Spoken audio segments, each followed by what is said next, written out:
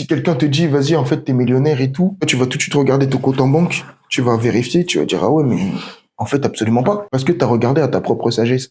Parce qu'effectivement, tu as eu ta réflexion, tu as regardé à tes limites à toi. Mais regarder avec la sagesse de Dieu, c'est différent. C'est-à-dire que lui, il t'amène dans un cadre qui dépasse le tien. C'est pas parce que tu ne vois pas là que ça n'est pas. Et souvent, on s'arrête à ce qu'on voit. C'est compréhensible, c'est logique. Parce qu'on est constitué comme ça. Et c'est en ça que là, on peut basculer soit dans la sagesse de l'homme, ou soit dans la sagesse de Dieu. Ouais.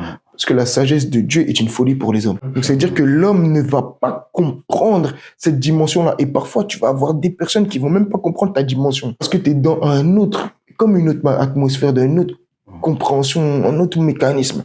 Salomon, qu'est-ce qu'il a fait? Salomon avait la richesse, il avait les bienfaits, les bénéfices de son père qui était David. Il avait tout. Mais qu'est-ce qui se passe quand Dieu lui demande qu'est-ce que tu veux? Il dit la sagesse pour gouverner ton peuple et tout. Pour demander la sagesse, il faut être sage en fait. C'est-à-dire qu'il est déjà sage. T'imagines?